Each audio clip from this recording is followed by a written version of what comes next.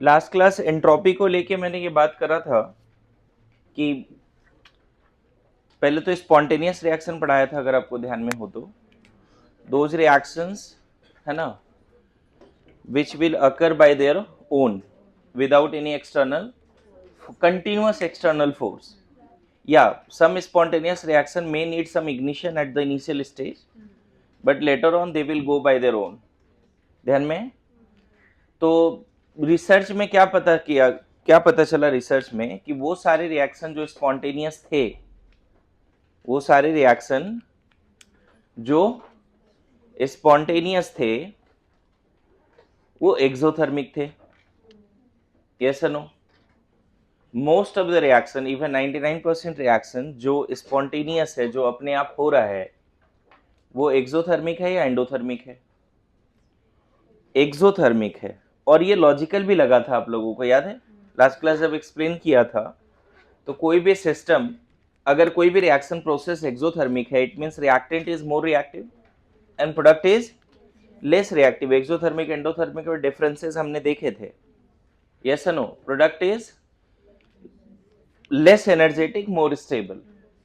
तो नेचुरली किसी भी प्रोसेस या रिएक्शन का उस डायरेक्शन में जाने का टेंडेंसी होना चाहिए जिस डायरेक्शन में एनर्जी कम होगी या स्टेबिलिटी बढ़ेगा। बोलो, ये नेचुरल टेंडेंसी होना चाहिए। यस और नो? एनी प्रोसेस और reaction will have natural tendency to go in the direction where energy decreases, in short stability increases. ये बहुत लॉजिकल भी लगता है। यस और नो? बोलो, ये लॉजिकल भी लगता है? ओके। नाउ क्या अब यहां पे एनसीईआरटी में क्वेश्चन भी है बच्चे, is decrease in enthalpy is the final criteria for spontaneity? NCERT है किसी के पास राइट नाउ? एनसीईआरटी में ये क्वेश्चन है, अगर आप एनसीईआरटी रीड करोगे तो क्वेश्चन में यहां पे सेकेंड लॉ के समय एक क्वेश्चन है कि decrease in enthalpy is the final criteria for spontaneity. क्या ये बोलना सही होगा? देखो, जिस तरह से कनेक्ट किया है एनसीईआरटी ने, यहाँ पे स्पॉन्टिनिटी एक पैराग्राफ है, पहले स्पॉन्टिनिटी ही समझाया है कि व्हाट इज स्पॉन्टेनियस रिएक्शन, और उसके बाद क्वेश्चन है, देखो, is decrease in enthalpy A criteria for spontaneity? क्या हम ये मान लें कि वर्ल्ड के सारे एक्सोथर्मिक रिएक्शंस स्पॉन्टेनियस होंगे गिवन कंडीशन पे, या कुछ ऐसे एंडोथर्मिक रिएक्शंस भी हैं जो स्पॉन्टेनियस हैं एट द गिवन कंडीशन? तो ये जो क्वेश्चन मिलेगा ना, उसमें एग्जांपल्स दिए हुए हैं, और इस एग्जांपल को मैं रखता हूं आपके सामने। हो सकता है यही एग्जांपल आ जाए एग्जाम में, है ना? जैसे यहाँ पे 3-4 एग्जांपल तो ऐसे दिए हैं रिएक्शंस को लेकर। मैं सेम एग्जांपल रखता हूं, half of N2 plus 3/2 H2 क्या दे देगा? अमोनिया। सही है क्या? और इसमें लिखा है कि इस रिएक्शन का जो डेल एच है, is it del H formation of ammonia? Obviously, इतना तो पढ़ा है हमने। 1 मोल अमोनिया बनाना है from the elements in their standard state. इसका वैल्यू लिखा हुआ है एनसीईआरटी में 46.1 किलो जूल पर मोल। बोल रहा है ये रिएक्शन स्पॉन्टेनियस है गिवन कंडीशन में। मतलब एक कंटेनर में अगर तुम N2 और H2 ले लेते हो, ये 1/2 मोल और ये 3/2 मोल, तो थोड़े समय के बाद अगर 1 मोल अमोनिया बन गया, ठीक है, तो इसकी अगर एनर्जी x है तो इसकी एनर्जी x माइनस 46.1 होगा। एनर्जी कम हो गई। अगर इन दोनों का कंबाइंड एनर्जी देखो ना, H2 फ्यूल है ना एक तरह से, तो वो ज्यादा एनर्जेटिक होगा, है ना? इन दोनों की कंबाइंड एनर्जी अगर x किलो जूल है, तो जो ये दोनों रिएक्ट करके बनाएगा उसकी एनर्जी तो कहीं ना कहीं किधर शिफ्ट हो रहा है? Lower energy side. Lower energy side shift हो रहा है, कहीं ना कहीं इस डायरेक्शन में जाने से स्टेबिलिटी बढ़ेगा। तो लोगों ने बोला अमोनिया का formation at the given condition is spontaneous. बस आपको इन दोनों को कांटेक्ट में लाना है। यस या नो? ये पहला एग्जांपल एनसीईआरटी में बोल रहा है ये स्पॉन्टेनियस प्रोसेस है। दूसरा एग्जांपल लिखा है half H2 gas, half Cl2 gas gives HCl। क्या हम इसको बोलें कि ये HCl का फॉर्मेशन है? Is it the formation reaction of HCl? Yes, elemental form से HCl बना रहे हैं। The heat of reaction is nothing but heat of formation of HCl, and this comes out to be minus 92.32 kilojoule per mole. Now you say, is it exothermic? Is it exothermic? Yes. Formation of HCl from H2 and Cl2 is also spontaneous. ये process भी spontaneous पाया गया। यहाँ भी ऐसा ही होगा, पहले container में H2O2 है, बाद H2Cl2 है, बाद में HCl है। पहले एनर्जी Y है तो बाद में एनर्जी कितनी है? Y minus 92। तो क्या हो गया? लोअर एनर्जी साइड शिफ्ट हुआ, स्टेबिलिटी बढ़ गई। यस और नो? एक एग्जांपल एनसीईआरटी में और दिया है, H2 plus half O2 gives water. मैं फेज नहीं लिख रहा हूं, चलेगा? हालांकि एनसीईआरटी में फेज भी लिखा हुआ है। ये लिक्विड है, ये गैस है और ये भी गैस है, और इसका डेल्टा H गिवन है। क्या हम इसको बोल सकते हैं delta H reaction is delta H formation of water liquid?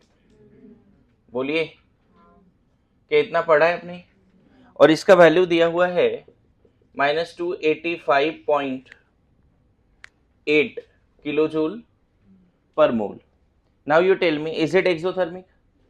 जिस भी कंटेनर में H2 है वो O2 के प्रेजेंस में बर्न हो रहा है, वाटर बना रहा है। It is a kind of combustion also, it is combustion reaction.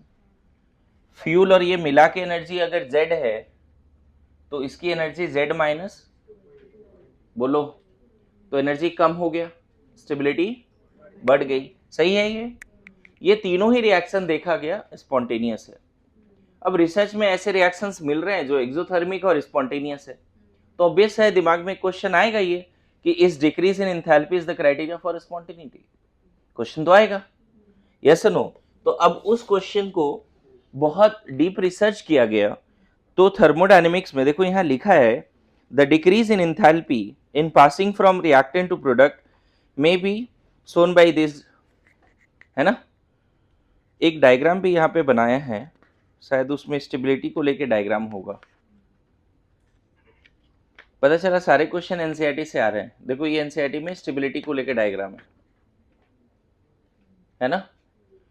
Reactant की स्टेबिलिटी कम है, प्रोडक्ट की स्टेबिलिटी ज्यादा है। देखो एंथैल्पी प्रोडक्ट का कम है। ऐसे भी यहाँ पे कौन सा ग्राफ बनेगा बताओ? अगर मैं ग्राफ का बात करूं जो लास्ट ईयर आ गया था, तो ऐसा ग्राफ बनेगा ना, यहाँ पे सब में ऐसे ही ग्राफ बनेगा। अगर इन दोनों का कंबाइंड एनर्जी x है तो इसकी एनर्जी अमोनिया की x-46 है। अगर ये एनर्जी x है बच्चे, तो ये वाला एनर्जी कितना है बताओ? x-46.1। Good to go. तो यहाँ पे जो ग्राफ एनसीईआरटी ने बनाया है, इस तरह का फ्लो चार्ट देके नहीं बनाया है। यहाँ पे एनर्जी ले लिया है और यहाँ पे लिख दिया है कि ये रिएक्टेंट की एनर्जी है, ये प्रोडक्ट की एनर्जी, ऐसा लिख दिया। एनसीईआरटी ने इस तरह से ग्राफ बना दिया है। हालांकि ग्राफ ये वाला भी होता है एक्सोथर्मिक का, यस नो? थोड़ा सा अलग ग्राफ बनाया है और एक्सोथर्मिक के बारे में पूछा है कि दिख रहा है यहाँ पे, है ना? Difference of two gases state ऐसा करके H2 और N2 अलग अलग रखा है और यहाँ पे अमोनिया साथ में, मतलब NN बॉन्ड HS बॉन्ड टूट गया और NH बॉन्ड बना है, नया बॉन्ड बना है। ठीक है, तो ये डायग्राम पढ़ लेना एक बार। अब यहाँ पे लिखा है the driving force for a chemical reaction to be spontaneous is decrease in energy. The driving force for a process और reaction to be spontaneous must be decrease in energy.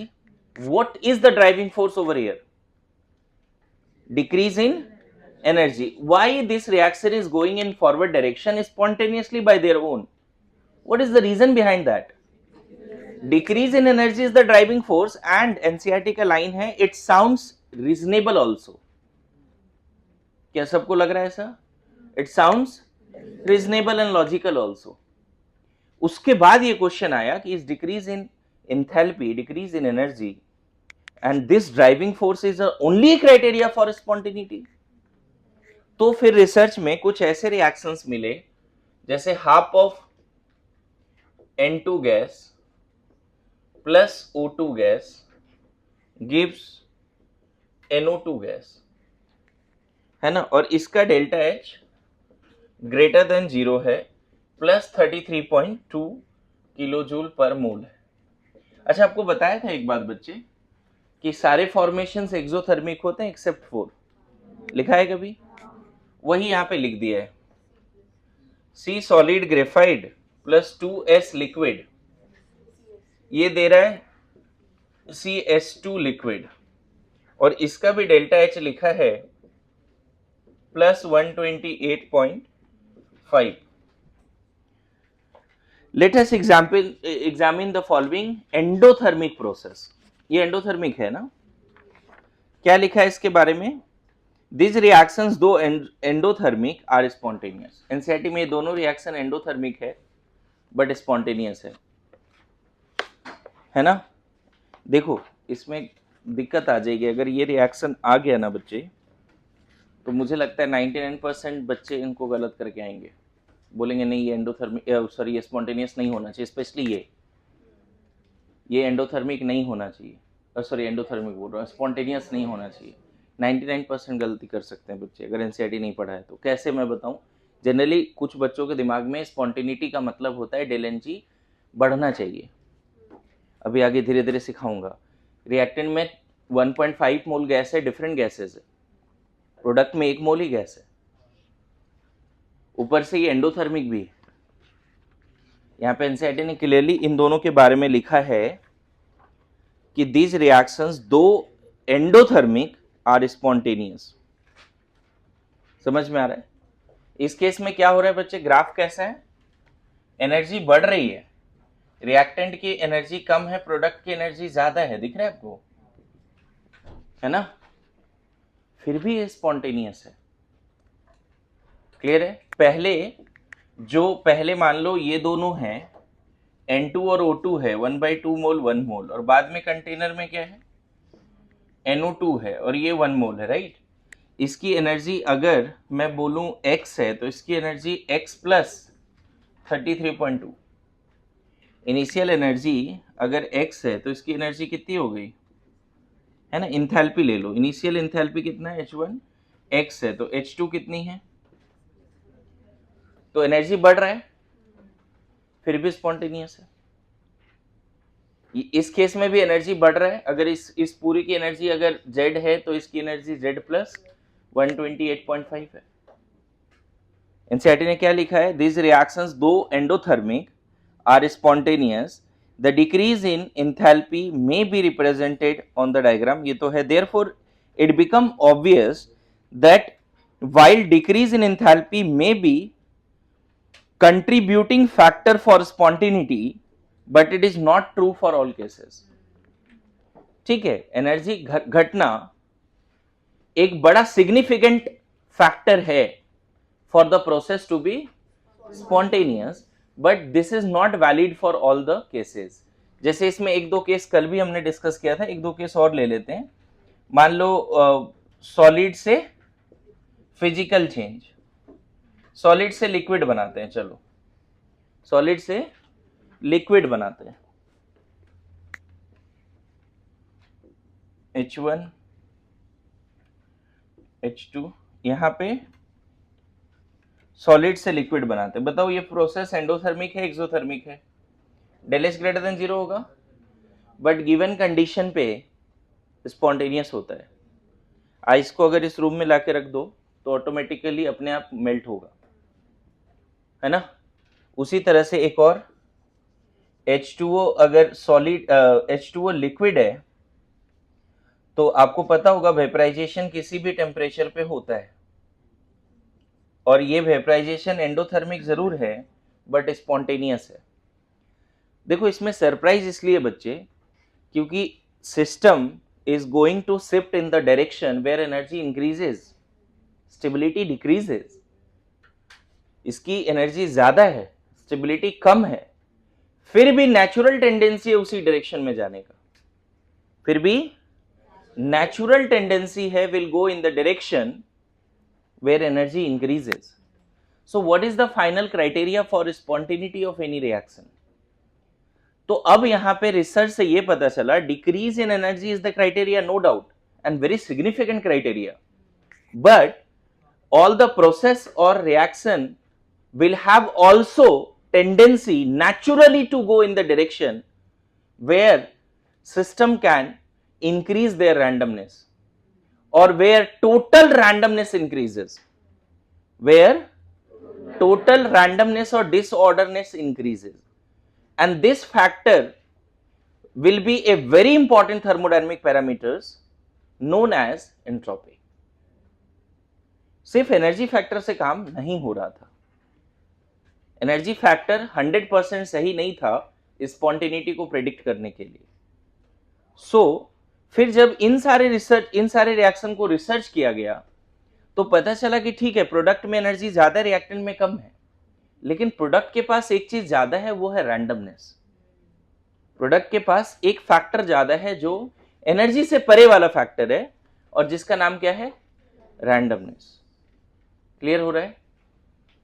समझ में आ रहा है क्या बोल रहा हूं? तो हम लोग यहां पे अब हम लोग एंट्रोपी इंट्रोड्यूस करेंगे. अभी स्पॉन्टेनियस नॉन स्पॉन्टेनियस प्रोसेस पढ़ा पहले हमने, अब हम एंट्रोपी इंट्रोड्यूस करने जा रहे हैं. पहले एनसीईआरटी का ये बात लिख लेंगे, ठीक है? फिर इंट्रोड्यूस करता हूं मैं. पहले इसको लिखो, जल्दी लिखिए.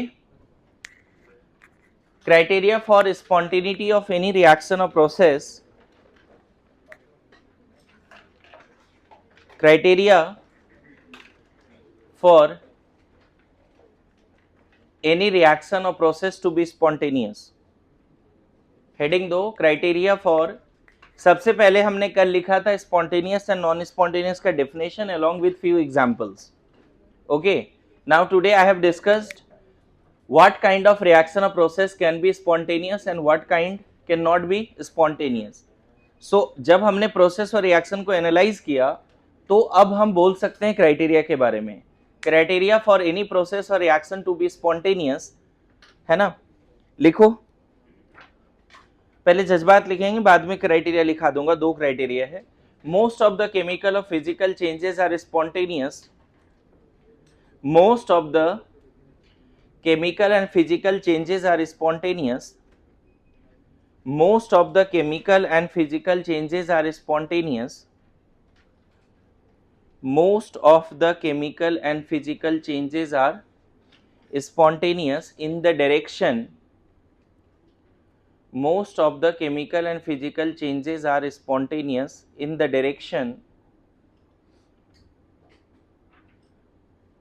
where energy decreases and stability increases.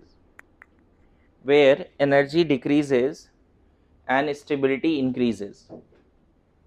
Most of the chemical and physical changes are spontaneous in the direction where energy decreases and stability increases, that is exothermic reactions or process. That is exothermic reactions or process.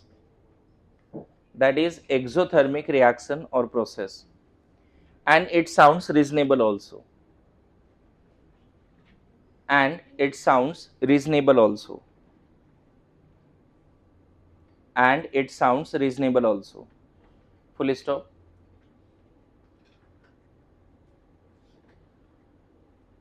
Any process or reaction should have natural tendency.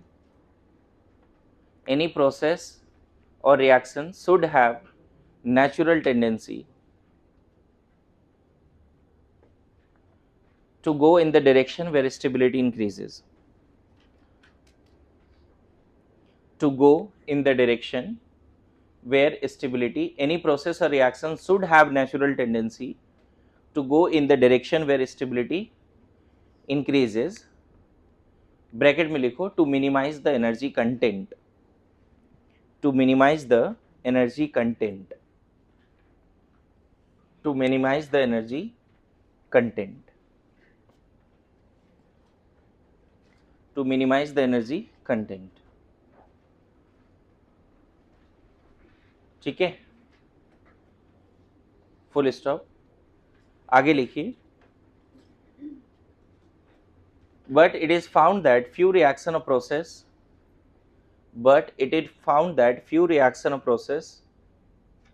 are spontaneous in the direction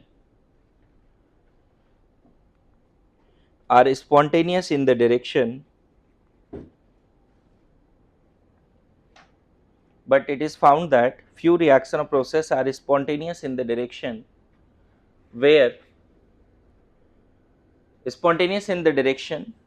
where energy increases, stability decreases.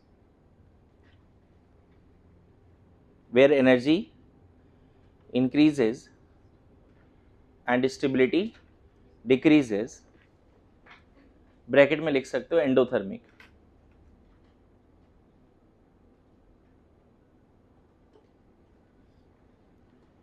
For such reaction of process,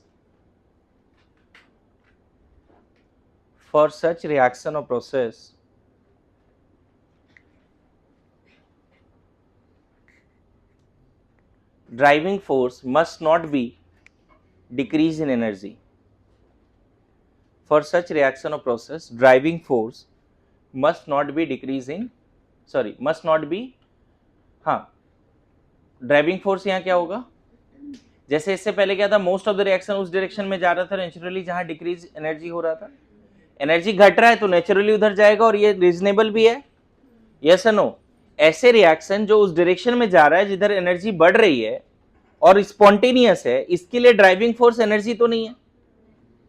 तो क्या लिखा, for such reaction process driving force must not be decrease in energy. अरे energy बढ़ रहा है, हमने most of the reaction को देखा है spontaneous in the direction where energy decreases, and that is very important significant criteria for spontaneity. Energy घट रहा है तो उस डायरेक्शन में जा रहा है. एक ऐसा प्रोसेस जो एनर्जी बढ़ रहा है और उस डायरेक्शन में नेचुरली जा रहा है.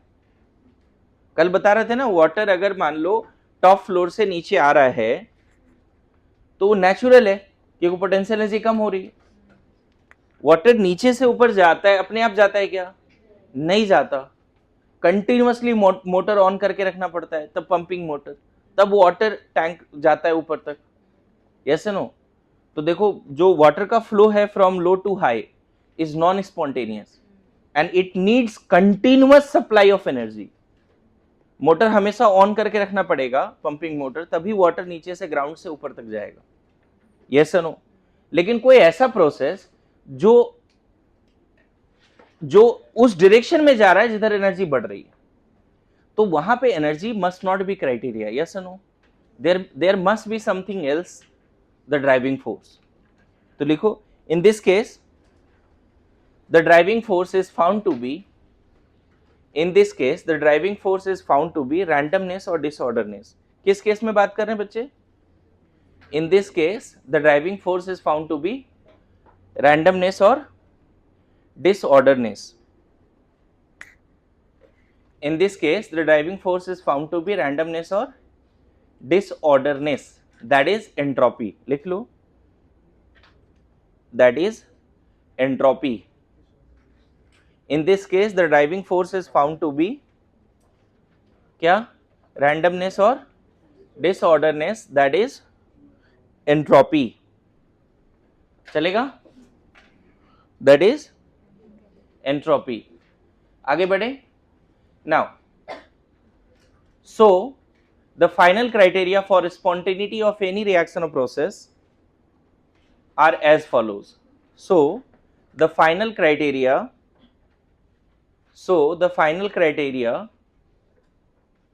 for spontaneity of any reaction or process, so the final criteria for spontaneity of any reaction or process are as follows. So the final criteria for spontaneity of any reaction or process are as follows. लिखिए पहला, decrease in energy decrease in energy, है ना, इसी में थोड़ा जज्बात लिख सकते हो, वही लाइन जो दोबारा एक बार पहले लिख रखा है, टू मिनिमाइज द एनर्जी। क्या है स्पॉन्टेनिटी, किस डायरेक्शन में होगा, जिधर वो एनर्जी मिनिमाइज कर सकता है। कोई भी प्रोसेस और रिएक्शन किस डायरेक्शन में जाएगा, natural tendency to go in the direction so that it minimise the energy. इसीलिए पहला क्राइटेरिया क्या है, डिक्रीज इन एनर्जी। उसी में मैंने क्या कंसेप्ट लिखा दिया, to minimise the energy content. And दूसरा लिखो to maximise the randomness, to maximise the randomness. पहला हो गया टू मिनिमाइज द एनर्जी, दूसरा क्राइटेरिया क्या है, टू मैक्सिमाइज द रैंडमनेस और disorderness, that is entropy. So now onward, what is the final criteria for spontaneity? Any process or reaction will have natural tendency to go in the direction where energy decreases and नहीं बोलना और randomness increases। फिर से repeat कर रहा हूं, ये दोनों क्राइटेरिया इंडिपेंडेंट है एक दूसरे से। इंडिपेंडेंट का मतलब क्या है, यहां पे जिस डायरेक्शन में एनर्जी घट रहा है उसी डायरेक्शन में रैंडमनेस भी घट सकता है, बढ़ सकता है। इंडिपेंडेंट का मतलब समझ रहे हो यहां पे, इट्स नॉट लाइक दैट कि जिस डायरेक्शन में एनर्जी घट रहा है उसी डायरेक्शन में रैंडमनेस बढ़ेगा, ऐसा नहीं है। अगर मान लेते हैं ए से बी जा रहे हैं और डेल्टा एच नेगेटिव है, इसका मतलब फॉरवर्ड डायरेक्शन में एनर्जी घटा है, तो इसी डायरेक्शन में रैंडमनेस बढ़ भी सकता है, घट भी सकता है, दोनों हो सकता है। इसीलिए मैं बोल रहा हूं कि डेल एच और एंट्रोपी दोनों इंडिपेंडेंट है एक दूसरे से। क्लियर है? और वाला कंडीशन है, एंड वाला नहीं है। ठीक है, तो फाइनल लाइन हम क्या लिख सकते हैं, एनी प्रोसेस और reaction will be spontaneous in the direction where energy decreases और रैंडमनेस इंक्रीजेस। और एंड नहीं, लिखो ये line, any process or reaction will be spontaneous, so करके लिखो, so any process or reaction will be spontaneous in the direction, any process or reaction will be spontaneous in the direction where energy decreases or randomness increases, that is entropy increases। Energy decreases और randomness increases. ठीक है, अभी क्या है देखो, हमने enthalpy के बारे में तो पूरा थर्मोकेमिस्ट्री पढ़ लिया है, पढ़ा है ना जी। इंथैल्पी को लेके हमें ज्यादा डाउट नहीं होता कि एनर्जी घटेगा या बढ़ेगा। अगर कोई रिएक्शन दे और आपसे पूछे कि एक्सोथर्मिक है या एंडोथर्मिक है, तो मुझे लगता है आप कॉल ले लोगे। जितने भी कंबशन है, न्यूट्रलाइजेशन है, प्रेसिपिटेशन है, फॉर्मेशन है, सारे एक्सोथर्मिक है। एंडोथर्मिक किसको बोलते हैं, डिसोसिएशन, आयोनाइजेशन, है ना, याद आ रहा है, फोटोसिंथेसिस, क्या डिकम्पोजिशन, ये सब कैसा रिएक्शन है, एंडोथर्मिक। हमें ये अभी डिसाइड करना है कि कौन सा रिएक्शन और प्रोसेस है जिसमें रैंडमनेस बढ़ेगी, क्योंकि एनर्जी घट रहा है या बढ़ रहा है वो तो हम डिसाइड कर लेंगे, उसमें कोई डाउट नहीं है। हमें डिसाइड क्या करना है, कौन सा ऐसा रिएक्शन और प्रोसेस है जिसमें रैंडमनेस बढ़ेगा। मेरी बात आ रही है समझ में, बोलिए, क्लियर है? तो अभी हेडिंग क्या देंगे, एंट्रोपी। समझ गए?